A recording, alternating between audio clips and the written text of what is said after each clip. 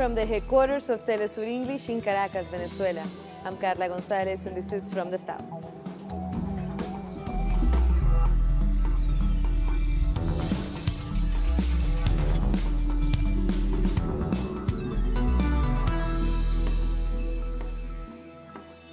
Our first story is Venezuela, where late Monday evening, President Nicolás Maduro and the Communications Minister Jorge Rodríguez held a press conference in which Maduro said that he would use all possible mechanisms to sue Colombia in order to seek compensation for all of the social support that Venezuela has provided for more than 5 million Colombian citizens.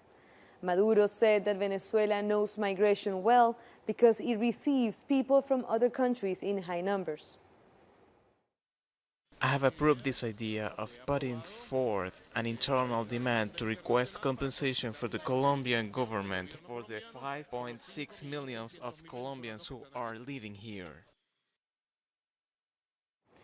Venezuelan Foreign Minister Jorge Arreaza met the UN High Commissioner for Human Rights on Monday.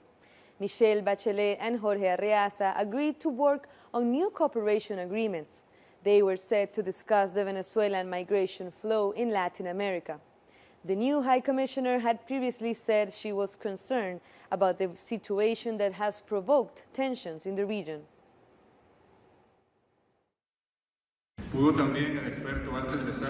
Expert Alfred de Sayas says the efficient continuation of Venezuela's model guarantees respect for human rights, despite the economic blockades and media campaigns against it. De Sayas says, and I quote, "I witnessed elimination of illiteracy, free education from elementary school to college, extreme poverty reduction programs, free housing for the most vulnerable sectors or homeless people, gradual elimination of privileges and discrimination, and free quality health care for everyone." De Sayas confirms the multi-form integral aggression against Venezuela's economy caused by the so-called sanctions, which are not so, because the United States is not in the moral position to sanction anyone. These are repressive unilateral measures, out of the framework of international public law, meant to force a change of regime. And the U.S. human rights activist Ajamu Baraka has criticized his country's interference in Venezuela and other countries, saying that the United States uses the pretext of humanitarian aid. On Twitter, Baraka said, "There are few nations that can preach to other nations about human rights and democracy, but the only nation that can never teach anyone is the United States of America. We need human rights and real democracy in the United States. Ask the winners of reality on human rights." In Argentina, a member of Mauricio Macri's government may be involved in an embezzlement scandal. The current head of the cabinet, Marcos Peña, is being named in an investigation by Argentine media. He is accused of using public funds to finance Macri's 2015 campaign. The report went through at least 4,000 emails as part of the investigation.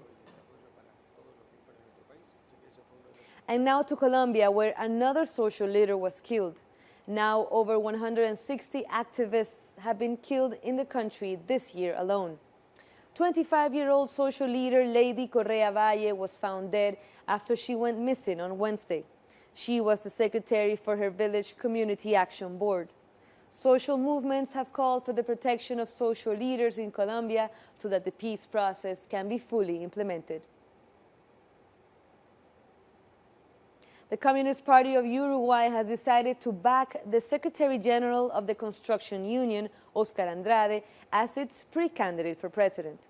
The Central Committee of the party says it believes that Andrade's candidacy will breathe new life into the social base of the broad front. The governing front will be seeking a fourth term in government in 2019. The other pre-candidates are Carolina Cose, the Minister of Industry, and Daniel Martinez, who seems to be the favorite so far. It is a great responsibility because you have to be up to par. Although what matters is to organize and not who is the leader. We have to avoid conflicts because the left will have a huge challenge in few months. We need to be able to be clarity to the political, ideological and programmatic battle, which is what people will decide on in 2019. The lawyers of former Brazilian President Luiz Inácio Lula da Silva will ask the Supreme Court for an extension to name a substitute presidential candidate. Lula's legal team says the UN has reaffirmed his political rights should be respected. They want to present this recommendation in court. At the moment, we are leaving the Federal Police Headquarters, and we have received on our phones the UN General Committee's new decision, reaffirming Lula's candidacy must be ensured by all Brazilian authorities, both judicial, legislative, and executive. Meanwhile, hundreds of supporters of Lula are camping outside the prison in Curitiba where he's been held. They say they will remain there until their leader is released. The former president has communicated with them via messages and letters. The demonstrators say he often asks them to sing for him. Our goal with this vigil is to show solidarity with Lula, to send him our positive energies of solidarity so that he remains strong. Lula is the only one I can trust because I know he does good things for the poor black people who work. Coming up, we have more stories. We'll be back.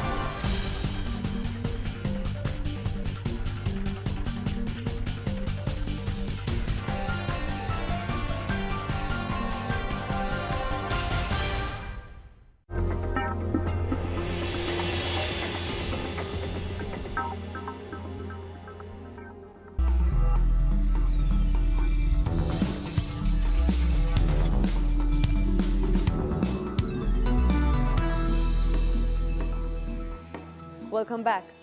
The people affected by Chevron's environmental disaster in Ecuador have rejected the ruling in The Hague, which found the company not at fault.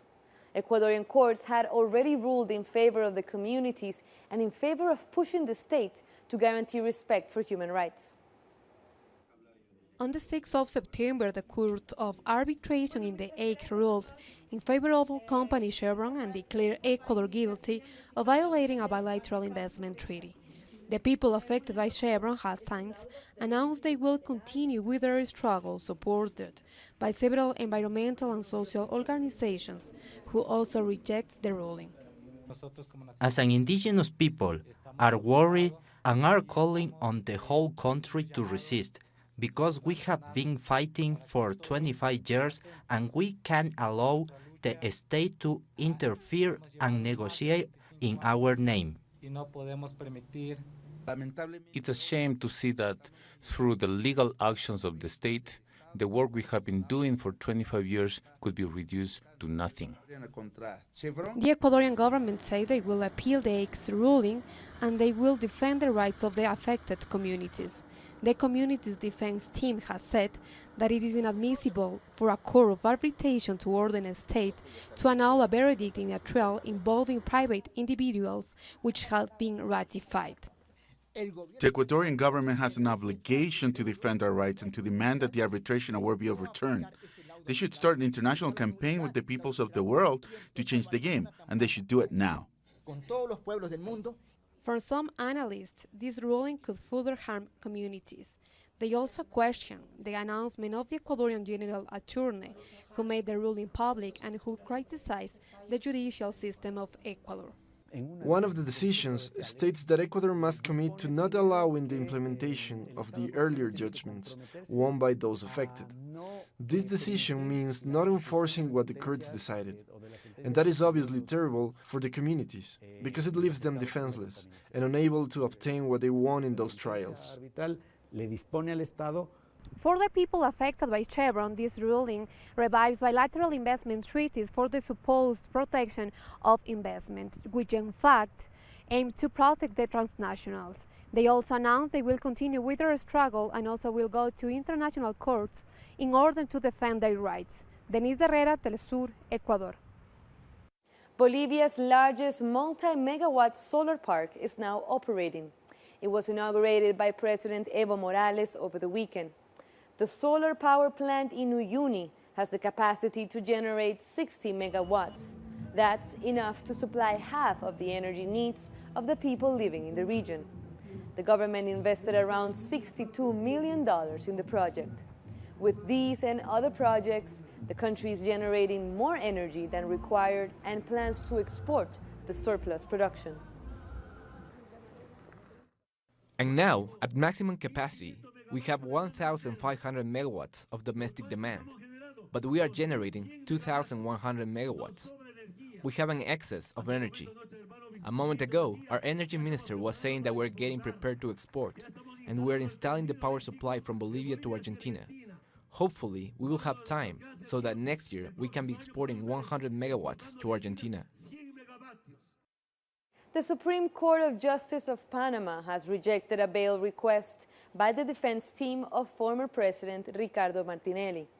Martinelli's defense team alleged a deteriorating health condition for the request. The Supreme Court took to Twitter to announce their decision.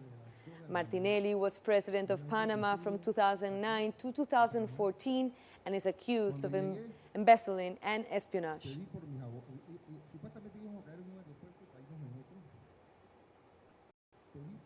The public discussion of Cuba's new constitution continues. Our correspondent in Havana, Alien Fernandez, reports.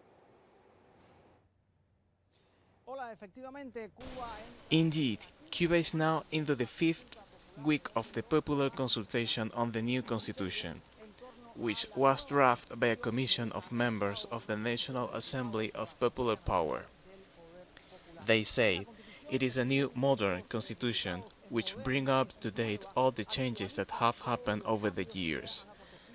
There are many discussions about the political model that the country should follow, and most of the opinions agree that socialism is the only available model.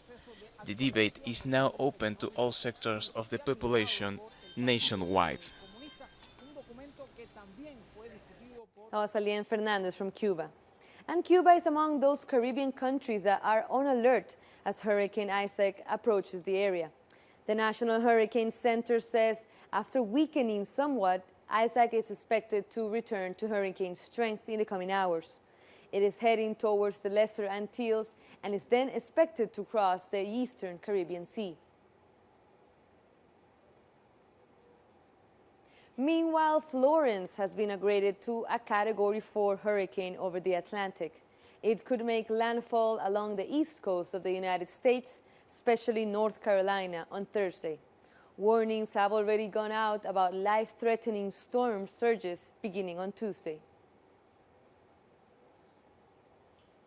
The U.S. administration has closed down the Palestinian mission in Washington, D.C. The Palestine Liberation Organization says this move is part of a dangerous escalation of tensions. U.S. President Donald Trump also cut funding to the UN Agency for Palestinian Refugees. Trump's goal may be to force the Palestinian leadership to negotiate a plan for Middle East peace, which he calls the ultimate deal. The U.S. administration decision to protect Israel from war crimes and crimes against humanity that Israel is committing in the occupied Palestinian territories, and to dismantle the system of international law and the mechanisms of international law. The United States has threatened to arrest and sanction International Criminal Court judges. This if they charge any U.S. citizen who served in Afghanistan with war crimes. National Security Advisor John Bolton made the announcement referring to the ICC investigation into alleged war crimes. The probe is due to begin soon. Bolton also called the Hague-based court unaccountable and illegitimate. He added that, quote, if the ICC comes after the U.S., Israel, and other U.S. allies, we will not sit quietly. We will ban its judges and prosecutors from entering the United States. We will sanction their funds in the U.S. financial system, and we will prosecute them in the U.S. criminal system. We will do the same for any company or state that assists an ICC investigation of Americans. To commemorate 45 years since the coup in Chile, a group in London has been meeting every week to embroider patchworks, known as arpilleras.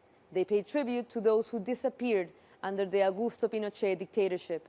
Pablo Navarrete reports from London.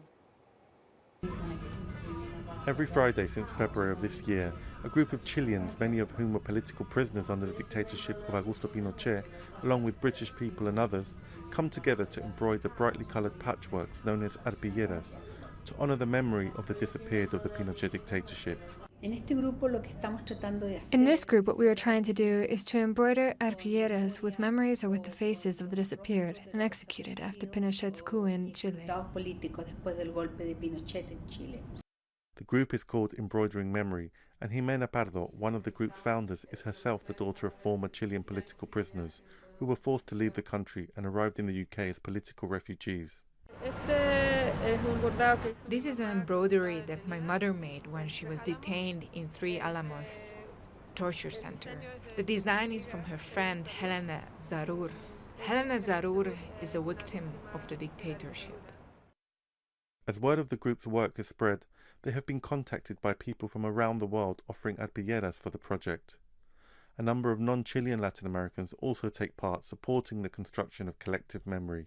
I was in Mexico and many parts of Latin America where there have been disappearances. I feel it is important to support projects of the disappeared anywhere in the world. And precisely this way of remembering through embroidery is something that is also done a lot in Mexico, and that is like a form of transnational memory.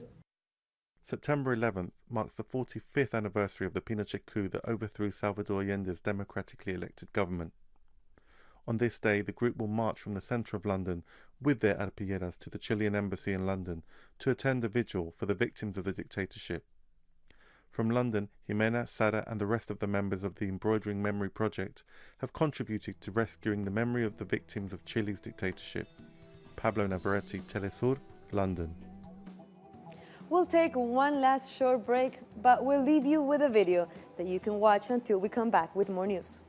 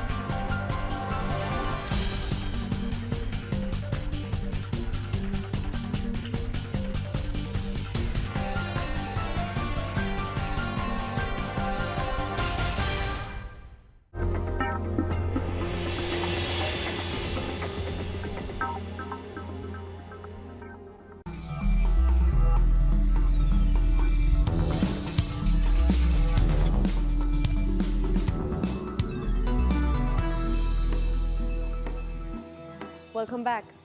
The body of the former UN Secretary General Kofi Annan has returned to Ghana for a state funeral. A plane carrying Annan's coffin arrived at the Kotoka International Airport in Accra on Monday. Annan's wife, his children, and grandchildren arrived on the same flight. They were received by President Nane Akufo-Addo and his wife on a red carpet. Annan's coffin was draped in United Nations flag as it was carried by soldiers. His funeral will be held on Thursday. Zimbabwe's President Emerson Mnangagwa announced his new cabinet and assured he will have a progressive and democratic government. The president said his cabinet was diverse, dynamic, and rationalized. He said he will fulfill his campaign promises of improving employment and economic growth and stability. Mnangagwa added 6 women to his cabinet, including the new defense minister. This is the first time that a woman takes on this position. Still in Africa, Djibouti has ordered the nationalization of the Dorale container terminal, a vital port facility. The terminal is an essential facility for supplies to neighboring and landlocked Ethiopia. The government will be naming a new set of company officials. The terminal was run by the Dubai-based company DP World from 2006. But in February, Djibouti canceled the contract, saying its national sovereignty was being compromised. Cape Town is hosting the first artificial intelligence conference in Africa. Cutting-edge technology to gather data, software for facial recognition, and security devices are the conference's main innovations in South Africa. Attendees will also debate on the ethics of artificial intelligence and the risk of automatization. At least 49 Palestinians were wounded and 10 hospitalized when demonstrators protested on the Gaza coast. A naval fleet departed from Gaza's port on Monday in an attempt to break the Israeli naval blockade on the Strip. Israeli Navy forces dispersed the flotilla, which included around 55 fishing boats. The Israeli forces also fired tear gas on protesters gathered near the port. Damascus has denounced that the United States and its allies are seeking to prevent the imminent defeat of terrorists in the northwestern Syrian province of Idlib. More details from our correspondent Hisham Wanous. The Russian Ministry of Defense, via statement by the Russian Center for Reconciliation in Syria, said on Sunday that the anti-Daesh coalition led by the United States struck the town of Agen in northwestern Syria using white phosphorus. 2 F-15 American fighters carried out the attack with white phosphorus and caused large fires. So far, the victims of these new aggressions are unknown. Damascus reports that such attack happened when Syria battles members of the Islamic State, indicating that the United States seeks to curb the advance of the Syrian Arab Army against the terrorists. Last year, in the city of Raqqa, the American army performed a similar attack for the elite fight against Daesh. 2 months later, another attack was carried against the National Hospital of Raqqa, and recently, the attack against the province of Dar es Sur that caused the death of 3 civilians and wounded 5. The Pentagon recently denied such accusations by the Russian Consul for Reconciliation in Syria. Despite this, the United States has sent a reinforcement of 100 Marines, to which Russia and Syria have responded that they are ready to perform military maneuvers on U.S. Army-occupied territory. Additionally, the U.S. and its allies continue their threats to attack Syria if they use chemical weapons in their military maneuvers, to which Syria has said it doesn't use. That was Hisham Wanous from Damascus. And with that, we come to the end of this news brief. But this and many other stories, you can find them on our website at telesurtv.net/English. And be sure to also be in touch with us and stay updated with all our stories. Here you can see our videos and our articles, our opinion articles as well, and mostly Latin American stories, as you know.